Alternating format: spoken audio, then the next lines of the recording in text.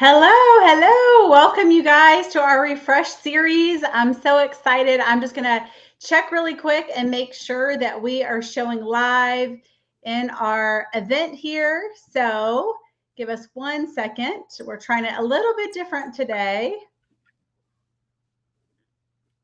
All right. And we're good. Yay. Look at that. It worked. Yes. Yes. God heard our prayers, right? Yes. Well, welcome you guys. I'm not sure if I'll be able to see it in the chat. So if I don't get to see it, I'll go back and comment later with the way we're doing it with our streaming today. But I'm so thrilled that you guys are here. This is our third live with one of our Refresh mentors this year, Miss Debbie Luffman. And I'm so thrilled. And she actually may be new to our Refresh community. Some of you may not know her, but I know her very well. And I am so thankful and so grateful. I know we've been trying to get you right at the Yes. for a little while. And so I'm so grateful that it is aligning and it's happening this year. And, when I thought of our theme this year, being famous in home and in heaven, and I was praying about it, one of the first women that God strongly put on my heart was Miss Debbie, you guys. And because I have gotten to see a front row seat of how she's lived her life and how she has honored this and celebrating 50 years of marriage. Is it 50 Yes. years? What? So 50 years of marriage. It will be 51 in December. Yes.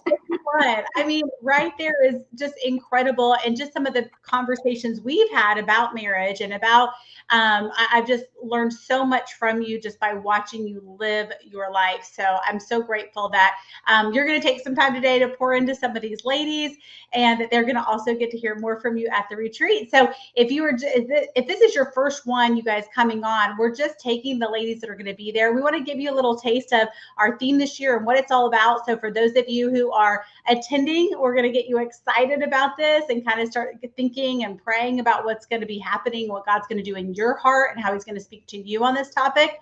And if you're not registered yet, we're excited to have you hopefully join us. There's a few spots left and registration's open till the end of the month. So pray about it. And, if God wants you in that room, just trust him, even if it doesn't make sense, and find a way, make a way, because we know he's going to do amazing things. So, all right, Miss Debbie, since some of the ladies may not know you in our community, go ahead, introduce yourself so everybody just can get to know you.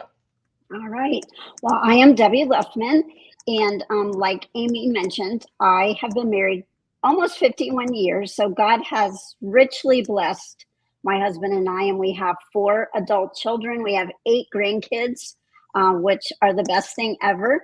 And I have been doing ministry all of my life. My dad was a pastor, and so I was just taken along to all of their meetings and all the things from the time I could ever remember. So ministry is a big part of my life, and just being able to pour into women and marriages. My husband and I do a lot of marriage ministry and mentoring. And so I'm just very thankful for all that God has blessed us with, and just the opportunities that the doors that he has opened wide for us to, just be able to pour into others. And so I'm excited. I'm excited that he never wastes our pain. He allows us to take our mistakes and things that we make along the way and use those to pour into others so that they don't have to make those same mistakes, right? Mm-hmm.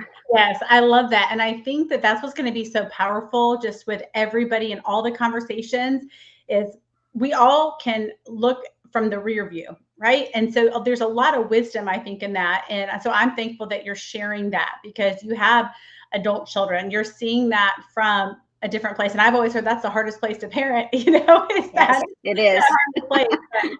I'm so grateful. I know that you have a heart for women, and you always have. And you have this innate ability to leave someone feeling so, it's like you're able to like pass peace. I don't know how else to say it, but like after I leave you, I feel this sense of peace and comfort. And it's really, I think, a way that God really uses you when you speak, whether it's one-on-one or you're speaking to a group, Debbie. So I'm thrilled that they're going to get to experience that from you, because it really is just a gift. So we have this theme, as I already mentioned, being famous in home and in heaven. So what does that mean to you personally? How do you resonate with that?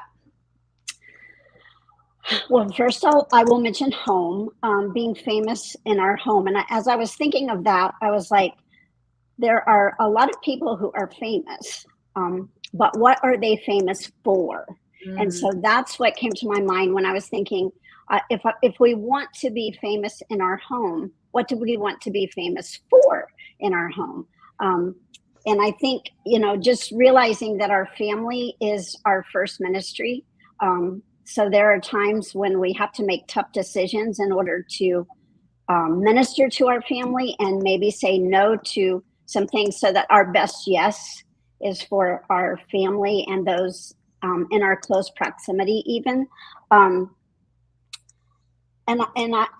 just making our home a safe place. So what are some things that I want to be famous for in my home? And the number one thing that just resonates with me is, I don't want to be famous, but I want Jesus to be famous. I want him to be famous in my home. I want them to know that I lifted his name up. It's not me, it's him. So anything that I can give you or offer you, or any of the things that go along with being a mom or a grandma, it's because of him. It's because of who he is in me, and what he has allowed me, and just using the gifts that he gives us. So that's just something that really has hit home to me lately, is that I want him to be famous in my home. If he's famous in my home, then I'm famous because I lifted his name up. His name is above all names. And I want my family to know that, always to know and believe that, it's his name that's above all names. It's above any fear or anxiety or any circumstances that you're in. Speaking his name, that's all we have to do, is speak his name, and the enemy has to flee. All the things have to dissipate because it's Jesus. So yeah. And then there's just some things that I also thought, that what am I famous for, and what will people remember when they think of me? Was I a sweet aroma? How our sense of smell, our sense of hearing bring back memories. So if someone hears something or smells something or a song or something, does it cause them to think of me? Is it a sweet aroma that causes them to think of me? So I want to be that sweet aroma to my family, being intentional about having memories. And I'm very big on quotes. So I have a book that I'm always writing quotes in. So, but there's a couple of things that really stuck out to me about that. And it's the prayers we weave into the matching of socks, the stirring of the oatmeal, the telling of stories, they survive fire. So when we're doing these things for our family and we are praying for them, those are the prayers that survive fire. So that is just something. And then another one is, my drive for more can inhibit my ability to enjoy the things that I already have. So it's being content in our home. Not that we don't want to have a drive to have more, but sometimes that can overtake us, and then we lose focus. We lose the ability to enjoy what we really have.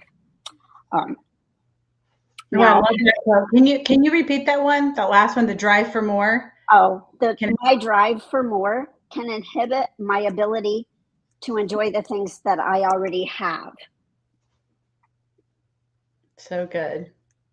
And now, being famous in heaven, I'm always driven to the scripture in Matthew that says, don't store up for yourselves treasures on earth where moths eat and rust destroys and thieves break in and steal, but store up for yourself treasures in heaven, because where your treasure is, there's where your heart is. And so I always go back to that and think, it's great to have nice things. It's great to have all the things. There's nothing wrong with that. But when that becomes our focus, our heart starts to follow that. And so we just want to be sure that we are storing up the things that have eternal value, because that's where our heart is going to be. The things that have eternal value. And it's just realizing that the most significant thing you do may not be something you do, but it may be someone you raise, you know. So, and when you look at people who have had huge lasting impacts in our world, I'm sure their parents never knew that they were raising, you know, they were raising a future president or, you know, an evangelist or whatever. They don't know. But so just being mindful of the eternal, you know, making sure that we have that eternal perspective. So good. I love all these quotes. Oh my goodness. So much wisdom. Well, one little surprise, I'll kind of spoil the surprise, but I'm really excited. On our opening evening on Friday, we're actually going to have, we're gonna showcase a mom and son, and it's literally that quote. It's gonna show that in action, that it's not the most significant what someone did, but who they raised. So I'm really excited about that. That's awesome. That's awesome. And I love that you said at the very beginning, being famous for Jesus in home. And I think, don't you agree right now that's so counterculture, because everyone's trying to be famous right now? And yes. So, you know, or the other. So what do you think is kind of the biggest challenge that our culture projects, that pull not only women, but it's Christian women too, you know, away from prioritizing to just really serve more humbly in their home? So I think it's what you just said. It's what they're focused on, right? It's not that it's bad being outside the home, but it's where the focus is that could be the challenge. And I think, I mean, obviously we live in a very self-serving, instant gratification world, you know, where you want it now and all the things now, and the world wants you to think that it's all about you. And I think the world has just kind of distorted what biblical humility means. You know, the world wants to tell you that if you're humble, you know, and you walk humbly and in humility with the Lord, that you are not thinking of yourself at all. You're just thinking that you have no value, you know, you have no self-worth. And that is so contrary to what biblical humility is. You know, the biblical humility is not thinking less of yourself. It means thinking of yourself less. So, you know, I'm not thinking that I am less than because I am being humble in my home. I'm just thinking of myself less.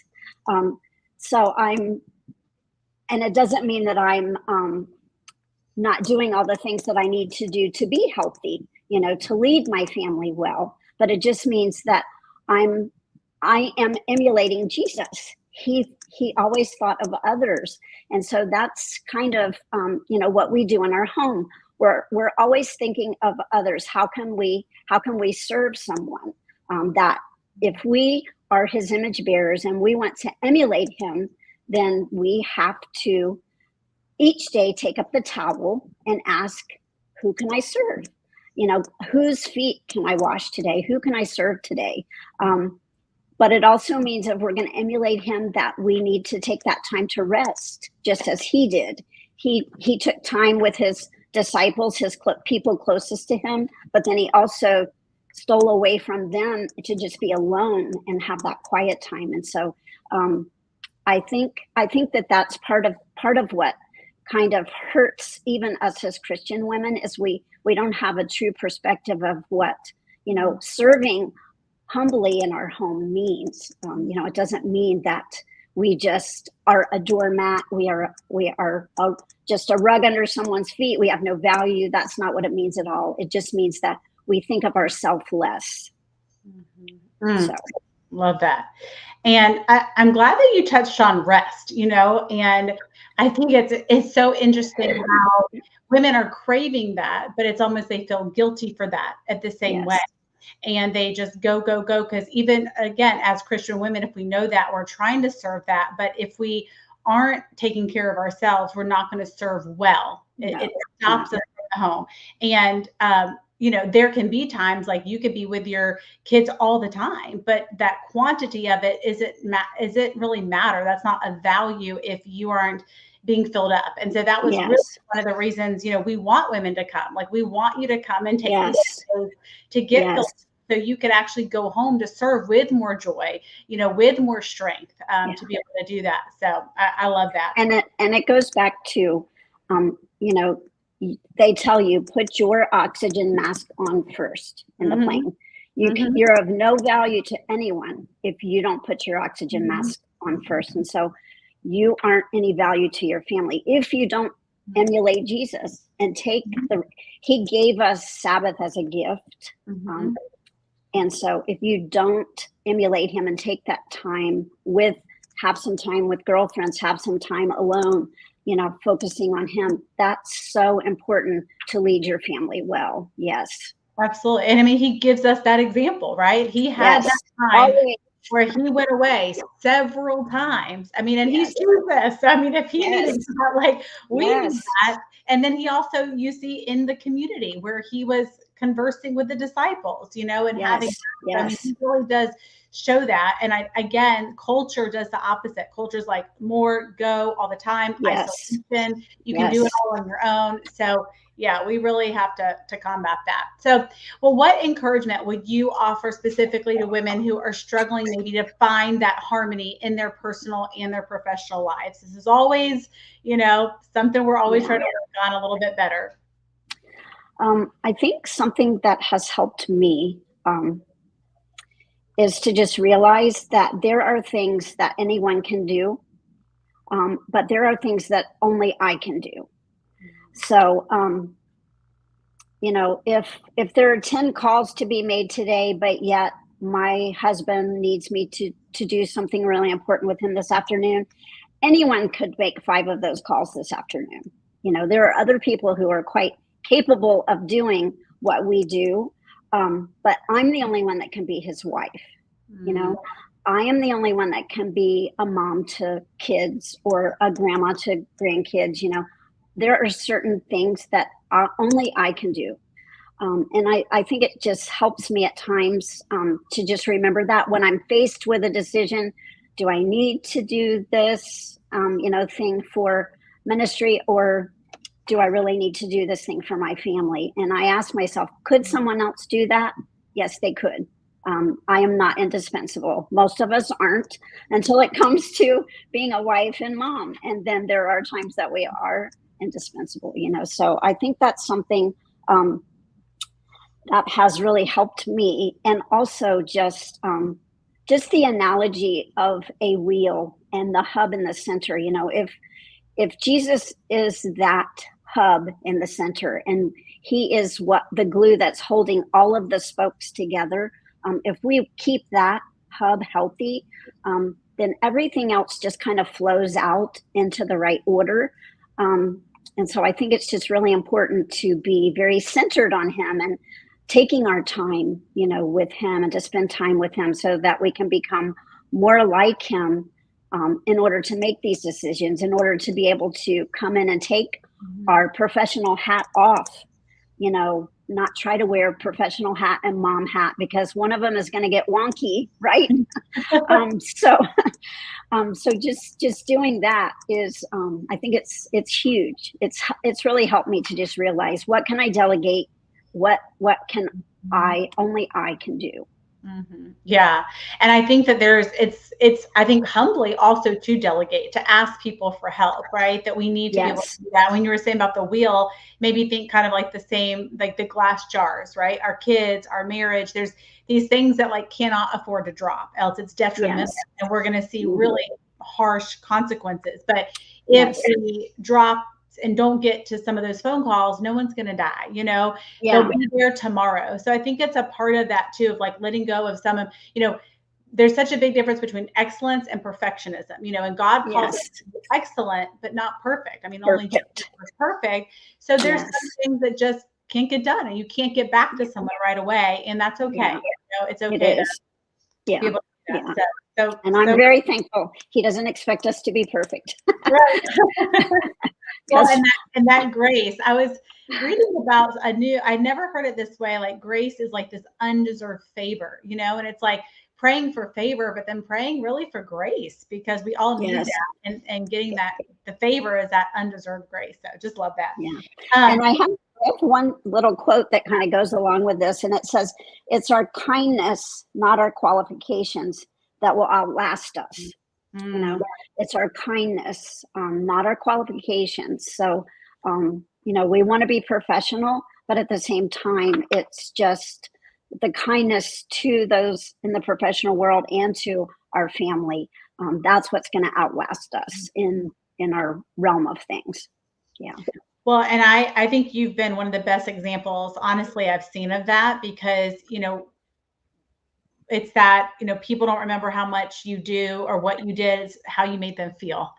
And that's what I was saying earlier. Like, you make people feel so, you're so present with them when you're with them.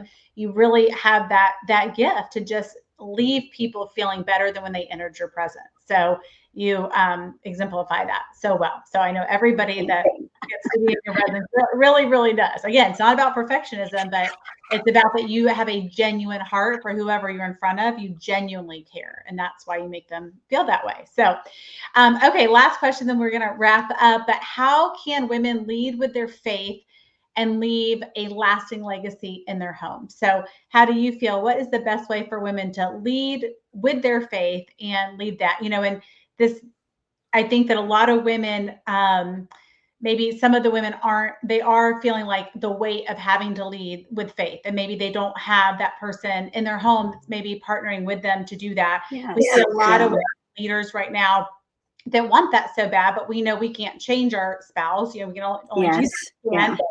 So what would you say to women that maybe they know they really want to leave that legacy in their homes with their faith?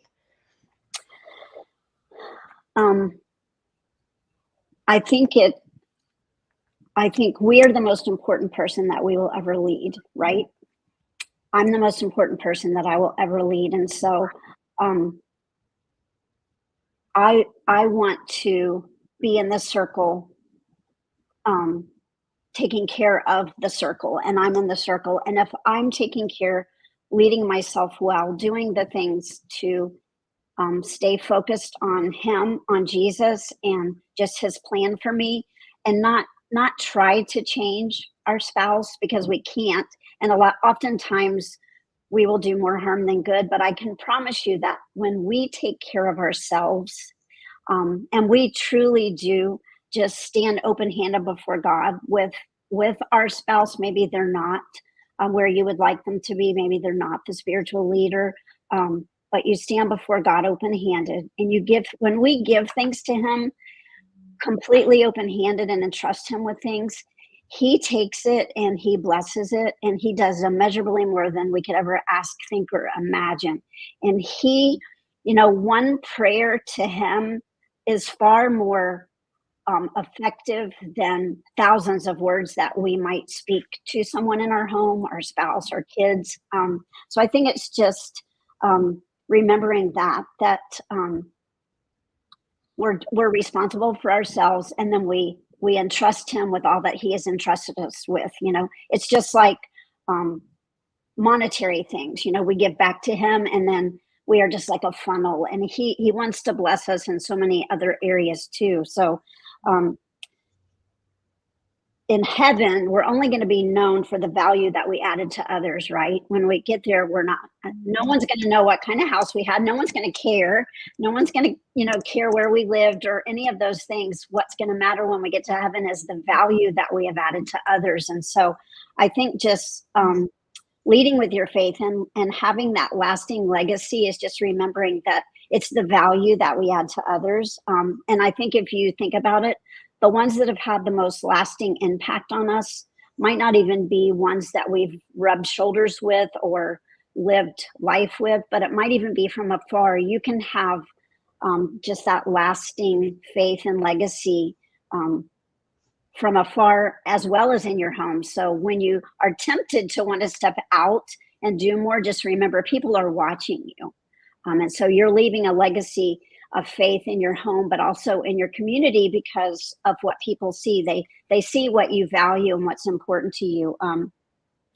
And legacy really is just passing on your life story, your life lessons, the values and beliefs that you have, the positive impact your life has had on others. That's the legacy that you want to leave.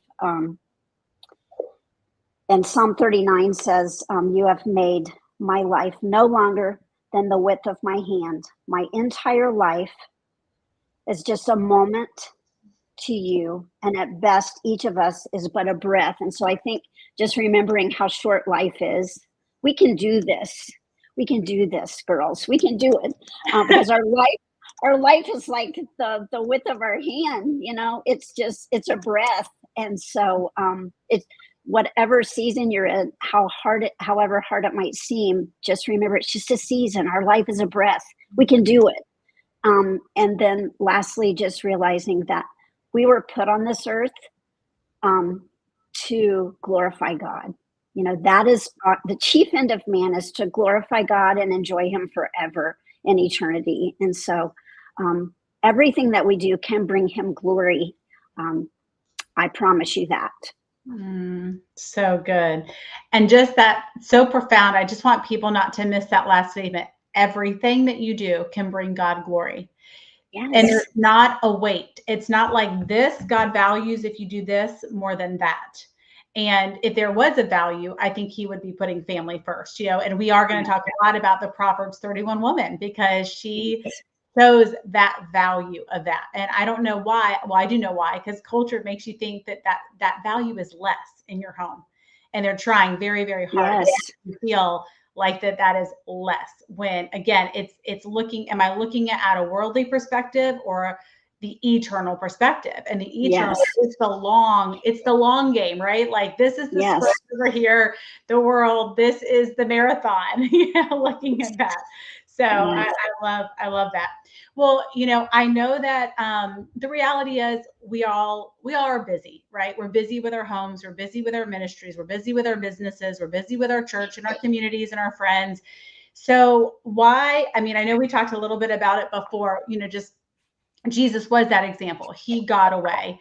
He took the time to pause from his mission, right, while he was here, to just go get clear with the Lord. And that is our mission at this weekend, is that we want women to pause from the busyness to just get quiet so they can hear. And we know God speaks to us through people, through his whisper, through nature, through worship. And so everything we're doing that weekend is to help the women to get the clarity, to be able to find the peace, to let go of the things so they can step into what God has for them while they're here. So what would you say to women who maybe haven't made that decision, or maybe just aren't prioritizing it or thinking it's that important, to be able to do that? What would you say to them to maybe encourage them to come?